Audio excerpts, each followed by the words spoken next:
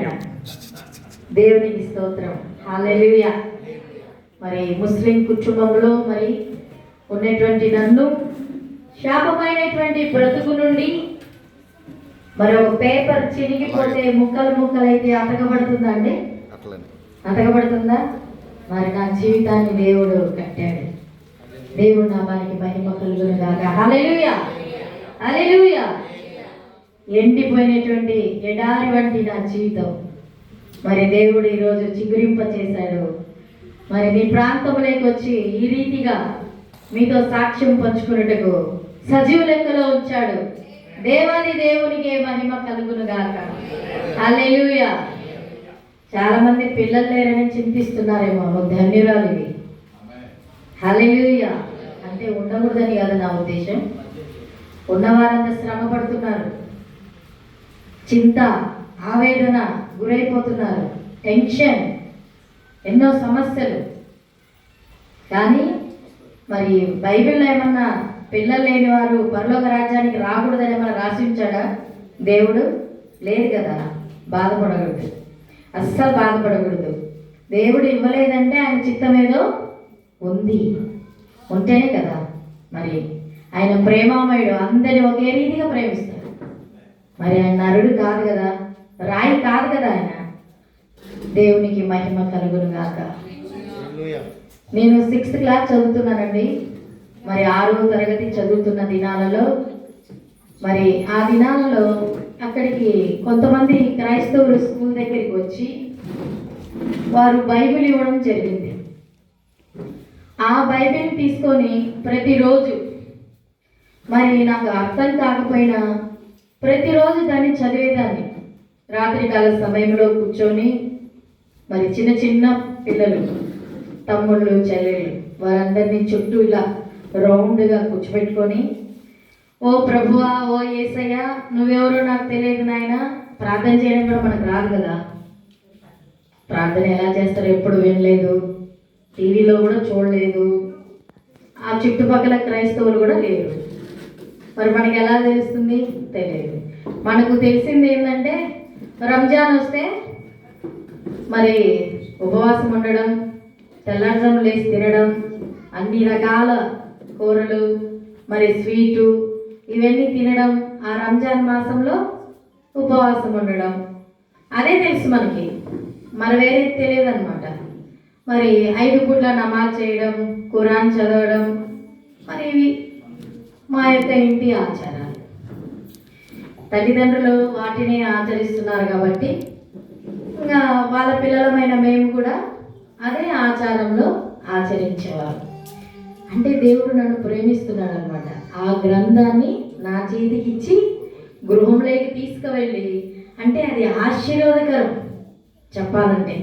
మరి ఆ రోజు ఆ పరిశుద్ధమైన గ్రంథం నా చేతికి ఇవ్వకపోతే ఈరోజు మరి ఈ యొక్క కుటుంబంలో రక్షణ ఉండేదంటారా? లేదు. ఆ దినాన ఆ బైబిల్ వారు ఇవ్వడం, నేను గృహానికి తీసుకువెళ్ళడం. అప్పుడు మా తల్లిగారు నన్ను ఏమనలేదు. పరిశుద్ధ గ్రంథాన్ని ఇంటికి తెచ్చినప్పుడు ఏమనలేదు. అంటే ఆమెకు చదువురాదు కదా, అది ఏదో అనుకునేదాము. తీసుకువెళ్ళాను. నేనేం చేశానంటే ఎక్కడంటే అక్కడ పెట్టడానికి నాకు నా హృదయం ఒప్పుకోలేదు. మరి అమ్మగారు ఎక్కడైతే ఆ యొక్క ఖురాన్ ప్లేస్లో పెట్టిందో నేను కూడా దాని పక్కన తీసుకొని పెట్టాను. హల్లెలూయా. నాకు ఒక ఆలోచన వచ్చింది. మళ్ళా మనుషులు అటు ఇటు తిరిగినప్పుడు వాళ్ళ నీడ పడిపోతుంది కదా, దానిపైన దానికి ఒక కటన్, చక్కగా కటన్ కట్టి దాన్ని బందాబస్తీ చేసి పెట్టేశాను. అంటే ఆ చిన్నతనంలో కూడా ఆ యొక్క గ్రంథాన్ని, ఆ పుస్తకాన్ని దేవుడు అనుకుంటున్నాను నేను. యేసు ప్రభు ఎలా సిలువ వేయబడ్డాడో, ఎలా రక్తం కార్చాడో అవన్నీ మనకు తెలియదు. ఆ రోడ్లో పోయేటప్పుడు ఆ యొక్క సిలువ అక్కడ వేసి ఉంటారు. అసలు ఈయన ఎవరు, ఈయనను ఎందుకు ఇలా చేశారు అనే ఆలోచన ఉండేది నాకు. అసలు ఎందుకు ఆయన అలా కొట్టారు, ఆ యొక్క కాళ్ళకు ఎందుకు మేకులు పుచ్చారు, కానీ దాని గురించి వివరణ మనకు తెలియదు. అట్లా బస్సులో వెళ్ళేటప్పుడు చూసేదాన్ని అనమాట. చూసినప్పుడల్లా ఆలోచన వచ్చేది, ఎందుకు చేశారు, ఎందుకు చేశారు, అసలు ఈయన ఎవరు అనే ఆలోచన ఉండేది. అంటే నేను వెతుకుతా ఉన్నాను. దేవుడు మరి ఆ యొక్క పరిశుద్ధ గ్రంథము మా గృహానికి తీసుకువెళ్ళడం, చదవడం.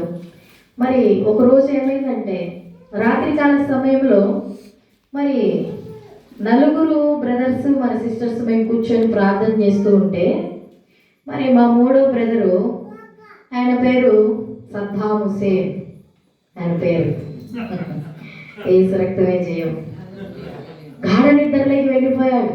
ప్రార్థన చేస్తుంటే ఎంత లేపినా లేయట్లేదు. ప్రార్థన అయిపోయింది, ఆమె చెప్పేశాం. తర్వాత పోయి మొఖాన్ని నీళ్ళు చల్లి లేపాం. నిద్రపోతున్నారు అంటే ఆయన అన్నాడు, బ్రదర్ అన్నాడు, అక్క తెల్ల బట్టలు వేసుకొని ఆయన ఇక్కడ అంతా తిరుగుతూ ఉన్నాడు. హల్లెలూయా. నేను అన్నాను, మరి ముఖం ఏమన్నా కనపడిందా అని అడిగాను. అంటే అక్కడ రోడ్లో చూశాను కదా యేసు ప్రభుని, ఆయనేనా అది ఏమన్నా ఇంకొకరు ఏమన్నా వచ్చారా నా డౌట్ అనమాట. అడిగితే మొహం కనిపించలేదంట. అంత వైట్గా కనిపిస్తుందే కానీ వెలుగుగా ఆ మనిషి ఆ యొక్క ముఖము కనిపించలేదంట. హల్లెలూయా. ఆ మాట చెప్పినప్పుడు అప్పుడు మనకి అంత అవగాహన లేదు కదా. ఒక పక్క దేవుడు అనుకోవాలన్నా లేకపోతే ఏమైనా దయ్యం వచ్చింది అనుకోవాలన్నా తెలియదు. సరే, ఓకే, అలా కనిపించిందా నీకు? మళ్ళీ ప్రార్థన చేసుకుందాం. మళ్ళీ ప్రార్థన చేసుకున్నాం. ప్రభువా ఏదో కనిపించిందంట, అది కనిపిరాకుండా చేయనైనా, కీడును కొట్టివేనైనా. మొట్టమొదటిగా దేవుడు దర్శించింది మూడో తమ్ముడిని దేవుడు దర్శించాడు. దేవునికి మహిమ కలుగునుగా. ఆ రీతిగా ప్రతిదినము వచ్చి రానేటువంటి ఆ బైబిల్ని చదువుతూ ప్రతిదినము ప్రార్థన చేస్తూ అలా ఉన్నప్పుడు ఒకరోజు అది బైబిల్ అని మా బంధువులకు తెలియబడింది. బంధువులు గమ్ముకుంటారా? అమ్మను పడచడం మొదలుపెట్టారు, కత్తిపోటు మాటలు. ఇంకా అమ్మ ఏం చేసిందంటే, వద్దు బైబిల్ చదవద్దు, ప్రార్థన చేయొద్దు, మీరు వాళ్ళలో కలిసిపోయారు, వీళ్ళలో కలిసిపోయారు అని పేరు పెట్టి తిట్టడం మొదలుపెట్టింది. ఆమె ఎంత తిట్టినా ఎంత చేసినా బైబిల్ మాత్రం వదిలిందే లేదు. హల్లెలూయా. మాట చెప్పినప్పుడు గట్టిగా తప్పట్లు కొట్టాలి. యేసయ్యకి మహిమ, దేవునికి మహిమ. హల్లెలూయా. ఆ రీతిగా ఉన్నప్పుడు మరి నేను పెద్ద మనిషిని అయిన తర్వాత మరి మా నాన్నగారు మరి నా బిడ్డకు మంచి భర్తనిచ్చి నేను పెళ్లి చేయాలంటే మరి నేను డబ్బు సంపాదించాలి కదా. ఆ యొక్క సమయంలో నాన్నగారు సౌదీ దేశం వెళ్ళడం జరిగింది. కేవలం నా కొరకే. సౌదీ దేశం చాలా ప్రేమగా చూసుకునేవారు నాన్నగారు. దేవునికి మహిమ. వెళ్ళారు. ఆయన అక్కడి నుంచి ధనం పంపిస్తూ ఉంటే మా అమ్మ అమాయకురాలు, చదువులేదు. వారి యొక్క బంధువులు రాబంధువులై నాన్న పంపించేటువంటి ఆ చెక్కులన్నీ కూడా తీసుకువెళ్ళి వాళ్ళు తినేసేవాళ్ళు. ఆ రీతిగా నేను మా నాన్నకు చెప్పడం జరిగింది, వాళ్ళు తీసుకువెళ్తున్నారు అని. మా అమ్మకి నా పైన వ్యతిరేకం. మరి వాళ్ళ అన్న తమ్ములకి వాళ్ళ బంధువులకి పెట్టడం ఆమెకి ఇష్టమే కదా, మరి మనకి ఇష్టమే కదా. మన అన్న తమ్ములకి పెట్టడం మనకి ఇష్టం లేదా? భర్తకు తెలియకుండానే పెడతాం కదా, రహస్యంగా ఒప్పుకోవాలి మరి దేవుని సన్నిధిలో. హల్లెలూయా. మరి ఆ రీతిగా మరి వారి అన్న తమ్ములకు పెట్టకూడదని కండిషన్ మరి నా ద్వారా ఆమెకి వార్నింగ్ వెళ్ళినప్పుడు మరి ఆమెకు నా మీద కోపం వస్తుంది కదా, ఖచ్చితంగా కోపం వచ్చింది. యేసు ప్రభువుని నమ్ముకునేది వ్యతిరేకం, మరలా ఏమో తండ్రితో ఆమె మీద చాడీలు చెప్పేస్తుంది నేను, ఇంకా కోపం. ఈ రెండు కోపాలు ఇంట్లో నాకు ఎక్కువ సమస్య అయిపోయింది. ఆ మాటలు తట్టుకునే శక్తి, ఓర్పు, సహనం ఆ చిన్న వయసులో నాకైతే లేదు. నేను అనుకునేదాన్ని, ఎవరైనా 3 పూట్ల భోజనం పెడితే వెళ్ళిపోదాం, ఈ గృహంలో నేను ఉండలేను, నా వల్ల కాదు అని మనసులో ఉండేది నాకు. ఒకరోజు ఏం చేశానంటే అమ్మ మాటలు తట్టుకోలేక మా నానమ్మ వాళ్ళ ఊరు, అంటే మేము ఉండేటువంటి ఊరు నుండి దాదాపు 70 కిలోమీటర్లు ఉంటుందంట. మరి ఆ చిన్నతనంలో నాకు స్నేహితురాలు ఉండేదన్నమాట, సుమలత అని. ఆమె నేను వాళ్ళమ్మ ఆ అమ్మాయి కొట్టిందంట వాళ్ళ ఇంట్లో. మా అమ్మ నన్ను కొట్టింది. మరి మనం ఉండకూడదు ఇక్కడ, మనం వెళ్ళిపోదాము, నీకేమైనా తెలిసిన మీ నాన్నమ్మ వాళ్ళు మీ అమ్మమ్మ వాళ్ళు ఉన్నారా అని అడిగింది. మా నాన్నమ్మ ఉంది పలానా చోట అని నేను చెప్పాను. సరే మనం డబ్బులు తీసుకొని వెళ్ళిపోదాము అనుకున్నాం. 6వ తరగతి చదివేది ఆ సమయంలో ఆలోచనలు. సరే మీ అమ్మ మా అమ్మ మనల్ని వాంచి వేస్తున్నారు కాబట్టి మనం వెళ్ళిపోదాము, మా నాన్నమ్మ చక్కగా అన్నం పెడుతుంది తిందాము, అక్కడ పల్లెటూరు బోర్లు ఉంటాయి, బోర్లలో మునుగుదాము, ఆ పంటల దగ్గరికి వెళ్ళిపోదాము, ఆ చెనిక్కాయలు తిందాము, ఈ పుచ్చకాయలు తిందాము అని ఆలోచన చేసి వెళ్ళిపోయాం. నడుస్తూ పోతున్నాం, బస్సుకి ఎక్కలేదు, నడుస్తూ పోతున్నాం. ఈ సమయాలలో నడుస్తూ పోతే మనం ఉండగలమండి, ఎవరొకరు పట్టుకొని వెళ్ళిపోతారు. దేవునికి స్తోత్రం. ఇక్కడ ఈ ప్రాంతానికి రావాలని దేవుని చిత్తమైంది కాబట్టి ఆ దినాన మమ్మల్ని ఎవరు పట్టుకోలేదు. నడుస్తూ పోతున్నాం. నడుస్తూ పోతా ఉంటే ఒక ట్రాక్టర్ వచ్చింది. ట్రాక్టర్ వచ్చి అమ్మ ఎక్కడికి పోతున్నారు మీరు అని అంటే, మా ఊరు వచ్చి జానవరతూపల్లె, అక్కడికి వెళ్ళాలయ్యా అని చెప్పాం. మరి ఇక్కడి నుంచి ఎలా వెళ్తారమ్మా, మీకు కాళ్ళకు చెప్పులు కూడా లేవు, ఎక్కండి అని చెప్పారు. మా దగ్గర డబ్బులు లేదని చెప్పినాం. డబ్బు ఖర్చు అయిపోతే మళ్ళీ కావాలి కదా అని చెప్పి అబద్ధాలు చెప్పేశాం. ఆ డబ్బులు అలాగే దాచుకొని ఆయన ఎవరు ఇంతకు ఎక్కడున్నాడో కానీ ఎక్కించుకొని ఫ్రీగానే తీసుకువెళ్ళి మా ఇద్దరికి చెరొక మామిడికాయ కూడా ఇచ్చాడు, తినమని చెప్పాడు. హల్లెలూయా. ఆ మామిడికాయ కూడా అక్కడే పగలగొట్టి ఇచ్చాడు, తిన్నాము. అక్కడ మమ్మల్ని దించేశాడు. దించేసినాక ఊర్లోకి పోవడానికి మళ్ళీ 1 కిలోమీటర్ ఉంటుంది. ఆ కిలోమీటర్తో నడిచి వెళ్ళిపోయాం. అక్కడికి వెళ్ళాక మా నాన్నమ్మ ఈ కాలం చూసి బొబ్బులు వచ్చేసాయి, అయ్యో అని మా అమ్మని తిడుతూ, అట్లా చేసింది ఇట్లా చేసింది, బిడ్డను చూడు ఇక్కడ దాకా నడిపించింది అంటూ ఆమె చక్కటి భోజనం పెట్టింది. మళ్ళా పొలాల దగ్గరికి తీసుకెళ్ళింది. అక్కడంతా తిరిగాము. సాయంత్రం అయిపోయింది. ఇంకా అమ్మ వాళ్ళు వద్దని వచ్చారు కదా ఇద్దరము. సాయంత్రం అయితే అమ్మ కావాలనిపిస్తుంది, మళ్ళా వెళ్ళిపోవాలి, వద్దు ఉండొద్దు. అప్పటికే అక్కడ వాళ్ళమ్మ నాయన మా అమ్మ పోలీస్ స్టేషన్లో కంప్లైంట్ ఇచ్చేశారంట. పెద్ద పెద్ద కట్టెలు పట్టుకొని ఉన్నారు మేము పోయేదానికి, పెద్దోళ్ళంతా ఎవరో తీసుకువెళ్ళారు అని చెప్పేసి వెతుకుతున్నారు. ఇంటికి పోయాం. అక్కడి నుంచి మా నాన్నమ్మ అక్కడి నుంచి బస్ ఎక్కించింది. ఇంటికి వెళ్ళాం. ఇంటికి వెళ్ళిన తర్వాత వాళ్ళమ్మ ఆమెను బంధించింది, మా అమ్మ నన్ను బంధించింది. మీరిద్దరు మాట్లాడుకుంటే మీ చర్మం ఊడిపోద్ది, వార్నింగ్. మేము ఎక్కడన్నా స్కూల్కి వెళ్ళే దారిలో ఎక్కడన్నా చెట్లు వస్తాయి కదా, ఆ చెట్ల సందులోకి వెళ్ళి మాట్లాడుకునేవాళ్ళం.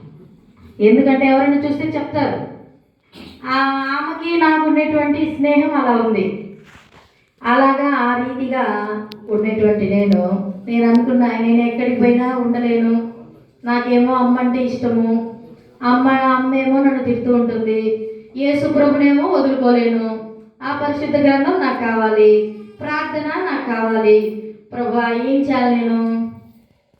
ఆ సమయంలో ఏం చేయాలండి? అమ్మ మాట్లాడే మాటలే భరిస్తూ, సరే అమ్మ ఒకటే అనుకున్నామా. కొంచెం పెద్ద అయిపోయాడు తమ్ముడు, పెద్ద తమ్ముడు పెద్ద అయిపోయి జ్ఞానం వచ్చేసింది. జ్ఞానం వచ్చి ఆయనలో కూడా సైతాన్ ప్రవేశించింది. ఇంకా ఇద్దరు మొదలుపెట్టారు.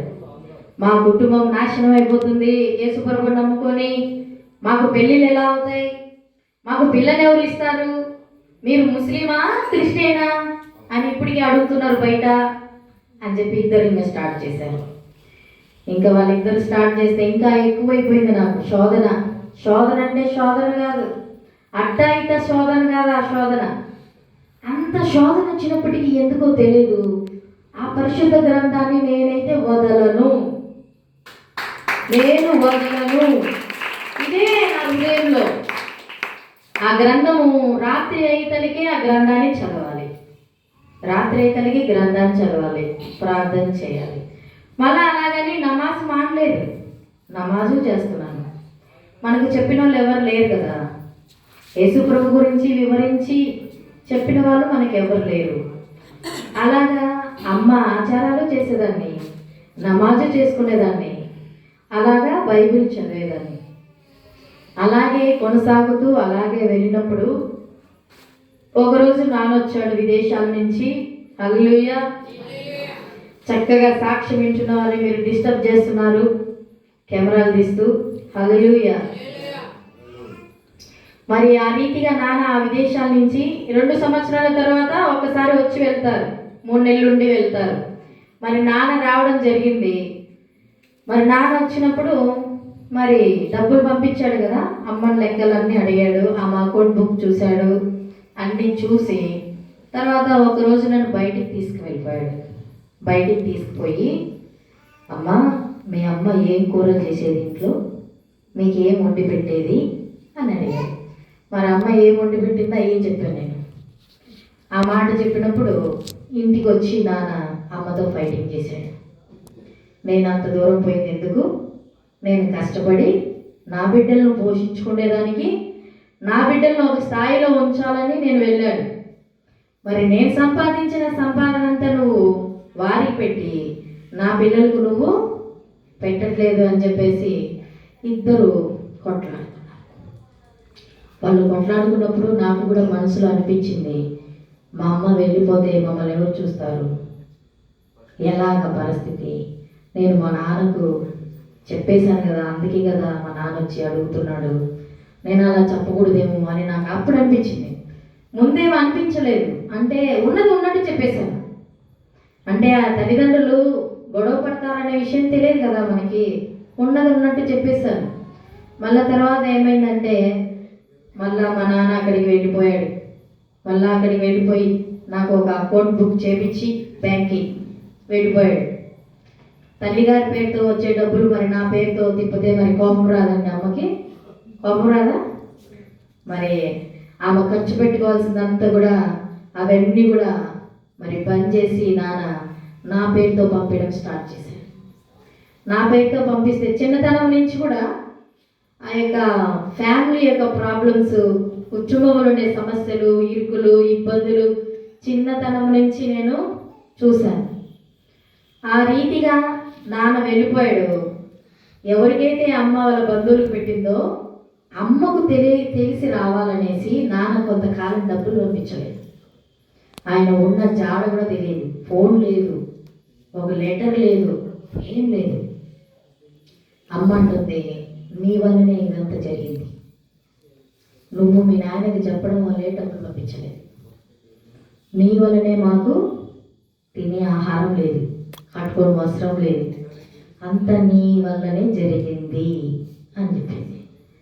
అప్పుడు నేను చాలా దుఃఖపడ్డాను. ప్రభా, ఏమి ఇంత తప్పు చేసేసానా, మరి 7 మంది పిల్లలు మరి ఏం తినాలి, వారి బంధువులు ఎవరు ₹1 ఇవ్వట్లేదు, కనీసం వాళ్ళు అర్ధమూట బియ్యం కూడా ఇవ్వట్లేదు, మరి మాకు ఎలా జరుగుతుంది? ఆ సమయంలో ఉన్నప్పుడు దేవుడు జ్ఞానం ఇచ్చాడండి. ఆ చిన్నతనంలోనే ఏం చేసేవాళ్ళమంటే పిండి వంటలు ఉంటాయి కదా, గారెలు, అప్పలాలు, ఓలిగలు, ఇవన్నీ చేసి ఇంటి దగ్గరే ఒక మంచం పైన ఒక బెడ్షీట్ వేసి అన్ని ప్లేట్లలో పెట్టి వ్యాపారం మొదలైంది. ఇంకేం చాలండి, బయట పనికి పోవడం తెలియదు, ఎలా పోవాలో తెలియదు, ఎవరిని అడగాలో తెలియదు. మా అమ్మ చిన్నప్పటి నుంచి బయటికి పోకుండా ఆమెను పెంచారు, నన్ను అలాగే వీళ్ళు పెంచుతూ వచ్చారు. ఇంకా మనకు వేరే పనులు తెలియదు.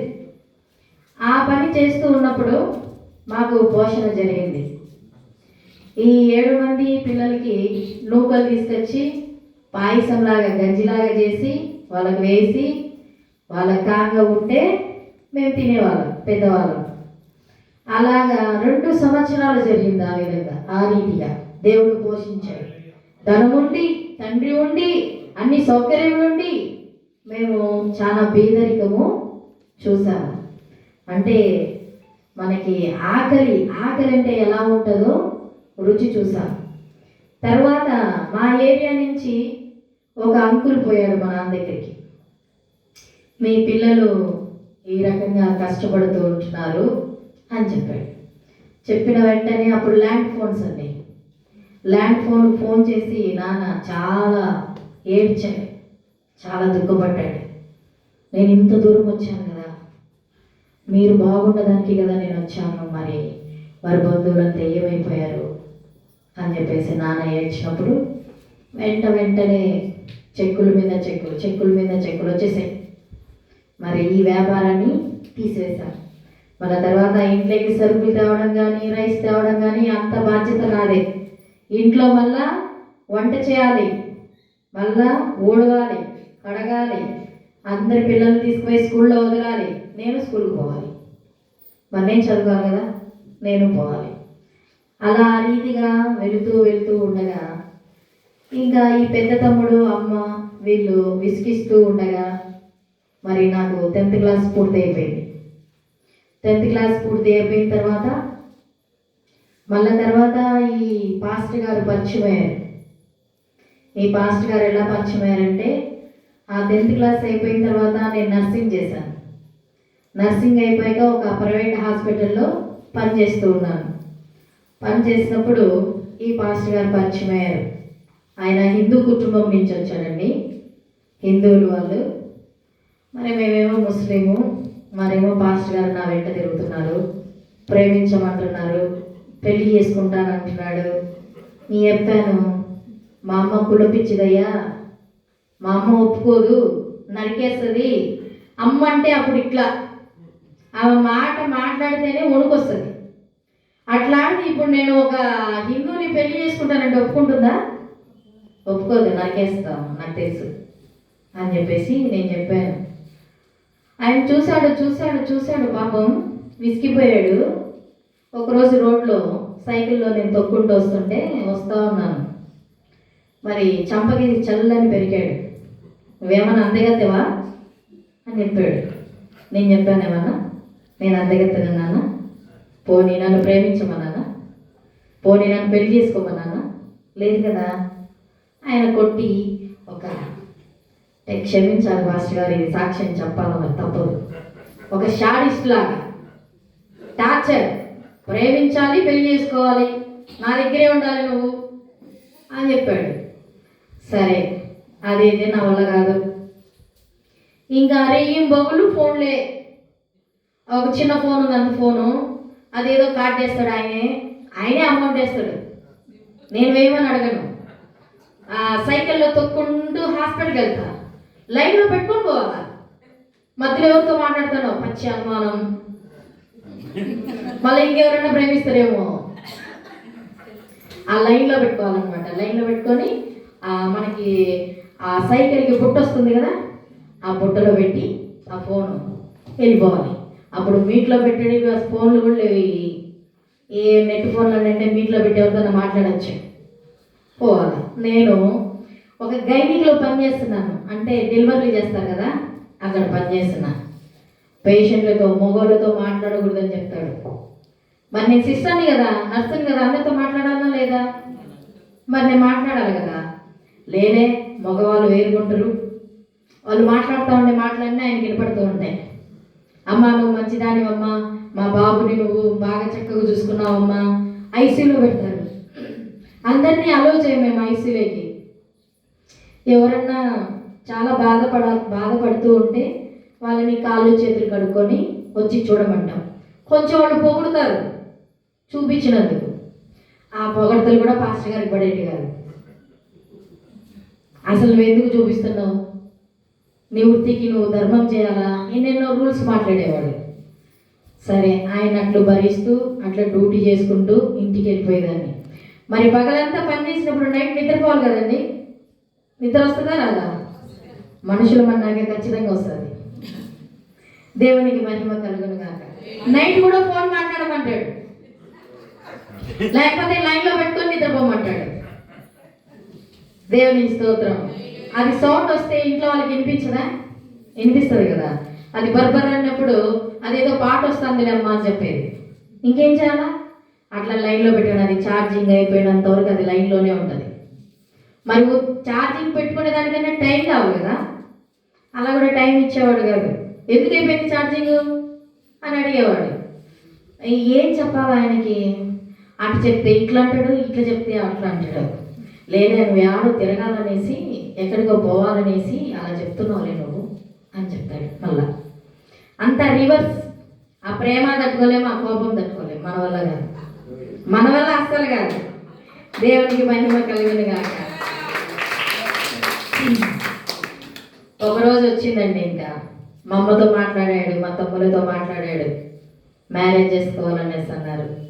మరి ఒక తమ్ముడు సపోర్ట్ చేశాడు, మరి నాన్న మాత్రం ఏమనలేదు.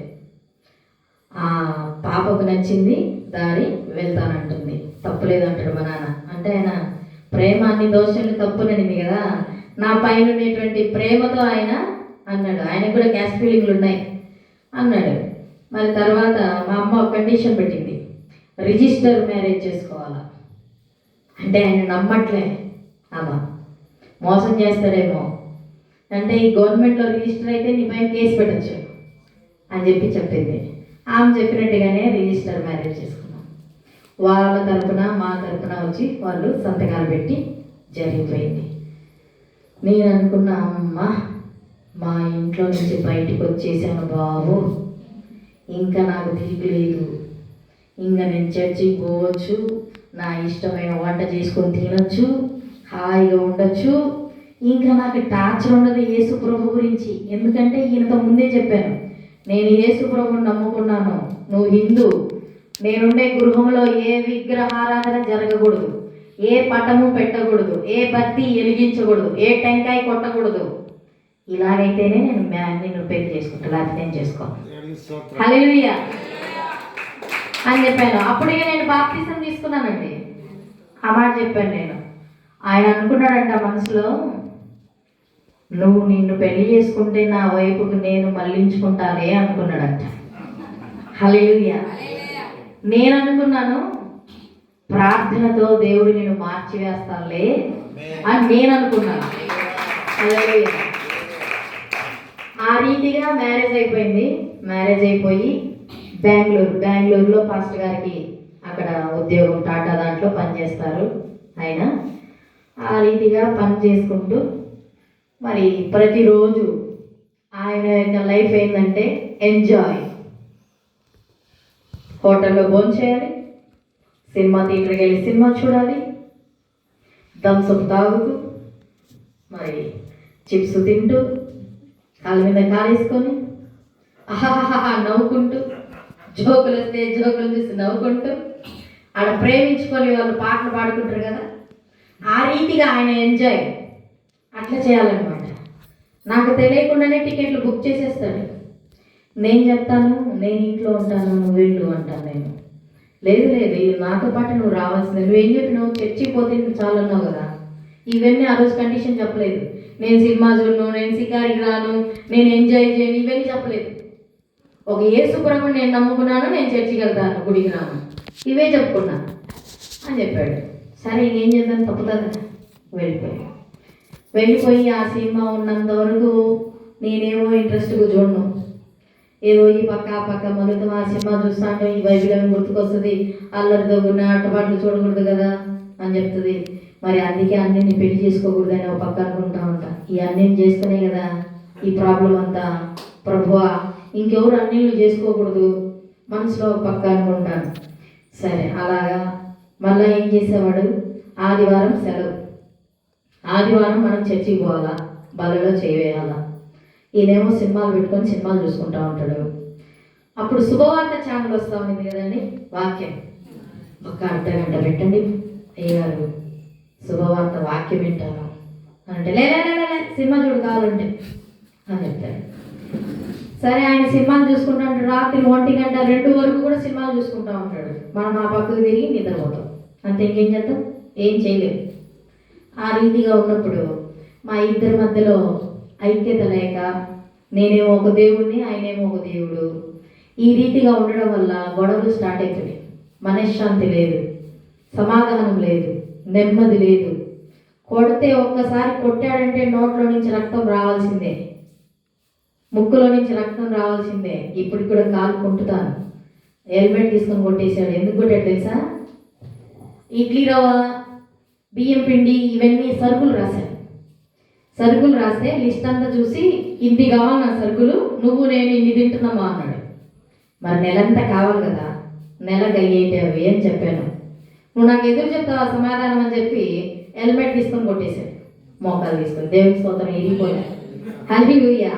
నొప్పి పట్టింది కానీ ఇరిగిపోలేదు. అంటే దేవుడు కాపాడాడు. దేవునికి స్తోత్రం. మరొక రోజు ఇది కూడా చెయ్యి కూడా డ్యామేజ్ ఉంది, ఈ చెయ్యి కూడా డ్యామేజ్ ఉంది, ఆ చెయ్యి కూడా పడింది అనమాట. ఒక్క రోజు కాదండి, ఆయన ఇంట్లో ఉంటే ప్రతిరోజు కొట్టేవాడే. అంటే సాతాను తనలోకి ప్రవేశించి శోధన, ఆ యొక్క వ్యతిరేకమైనటువంటి సాతాను. నేను ఏం మాట్లాడినా అది వ్యతిరేకం.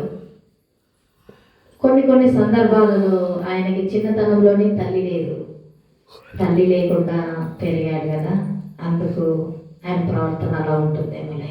సర్దుకొని పోయేదాన్ని, ప్రార్థన చేసేదాన్ని. ఆఫీస్ నుంచి ఆయన వస్తాడనగా నేను కుటుంబ ప్రార్థన, ఇంకెవరున్నారు మనకి, ఎవరు లేరు, ఇద్దరమే. నేను ఒక్కదాన్ని కూర్చొని ప్రార్థన చేసుకునేదాన్ని. ఆయన అన్నాడు కాబట్టి ఆయనకు తెలియదు కుటుంబ ప్రార్థన.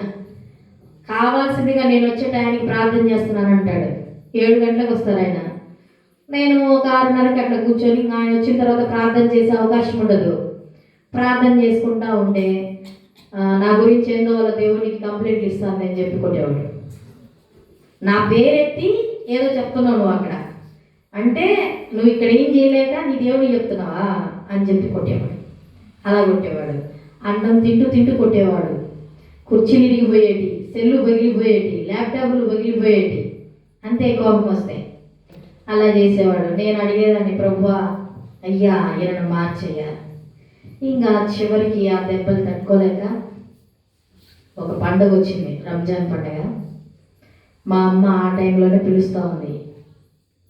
మరి నేను మా అమ్మ ఇంటికి పోయేసి వస్తాను అని చెప్పాను. ఇంటికి పోతానంటేనే సెల్లు పగలగొట్టేశాడు.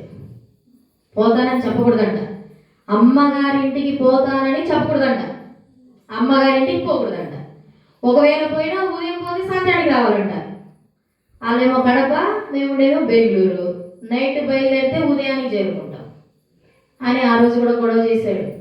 గొడవ చేసినా ఇంకా పంపగా తప్పలేదు.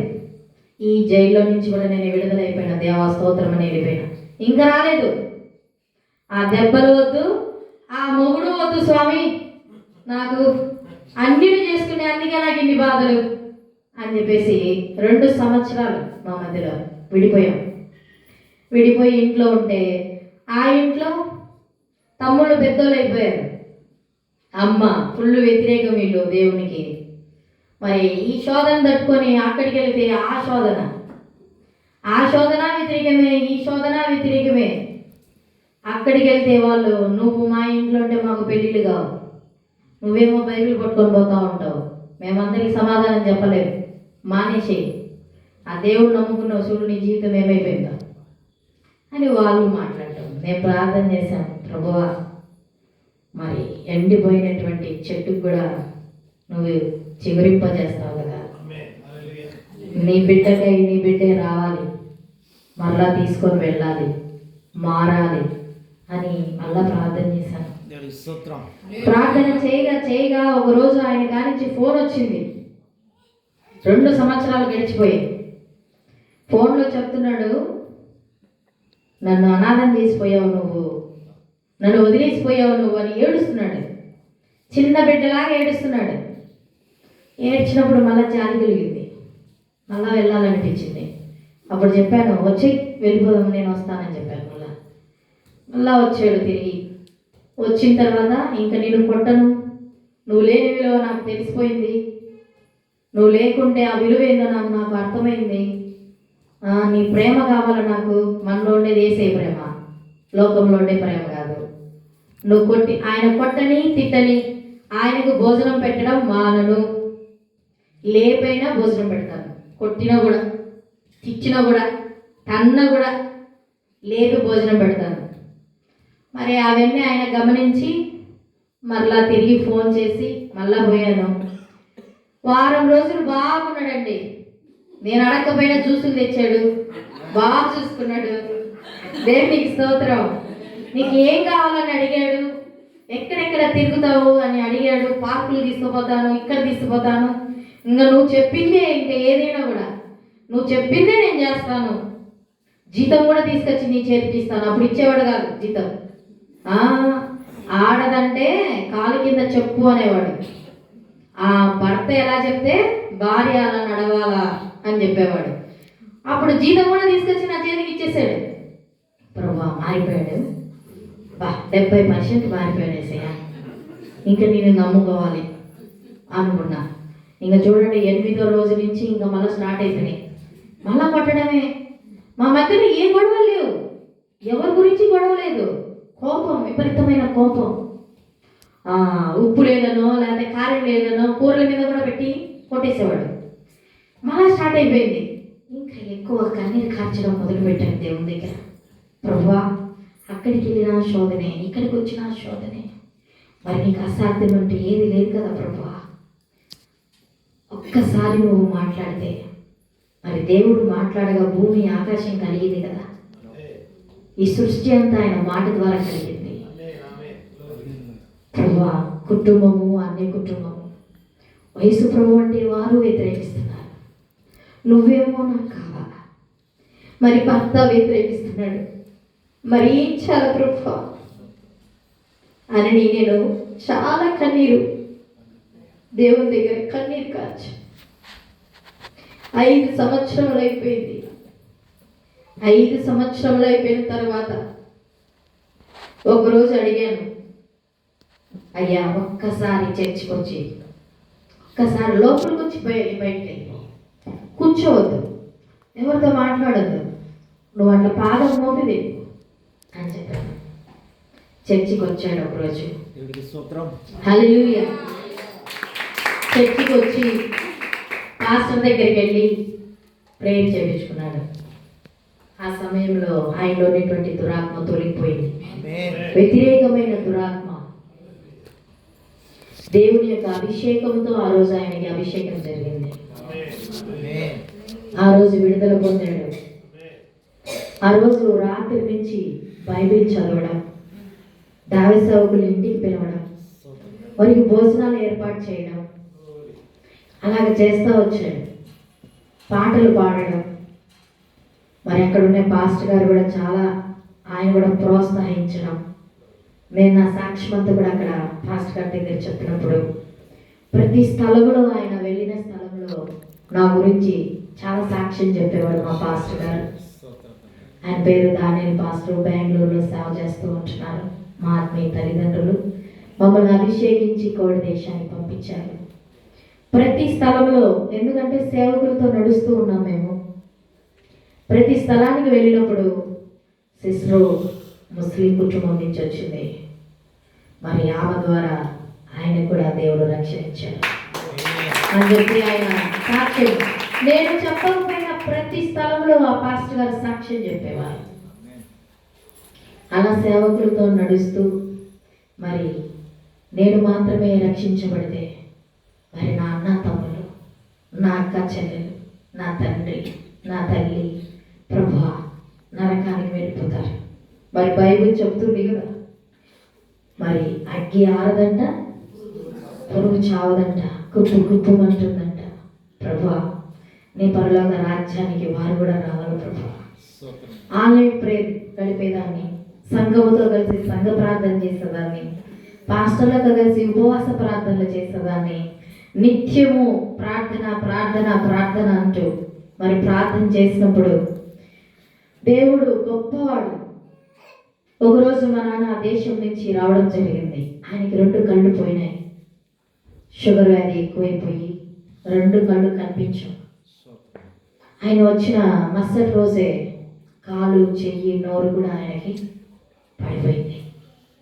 మరి ఆ సమయంలో నేను అక్కడికి వెళ్ళడం జరిగి హాస్పిటల్లో ఆయన అడ్మిట్ చేసినప్పుడు డాక్టర్లు అన్నారు, మీ నాన్న బ్రతకడు, ఆయన బ్రెయిన్లో నరాలు చిట్లిపోతూ ఉంటున్నాయి, బ్రెయిన్లో బ్లడ్ క్లాట్ అయిపోయింది, గడ్డ గట్టిపోయింది, ఆయన ఇంటికి తీసుకుపోండి అని చెప్పినాడు. ఆ సమయంలో నేను ప్రార్థన చేసిన ప్రభువా, చిన్న బిడ్డలు, మా అమ్మకి ఏం తెలియదు, మరి మాకు ఎక్కడి నుంచి ధనం వస్తుంది, మా కుటుంబం ఎలా పోషించబడుతుంది ప్రభువా, మరి నాయన ఈ కుటుంబానికి యజమానుడు, నాయన నువ్వు బ్రతికించు ప్రభువా అని ప్రార్థన చేస్తూ అలాగే చాలామంది దైవ సేవకులకి ఫోన్ చేసి మా తండ్రి గారికి ఇలా ఉంది అని చెప్పి మనందరినీ ప్రార్థన రిక్వెస్ట్ కోరి ఆ సమయంలో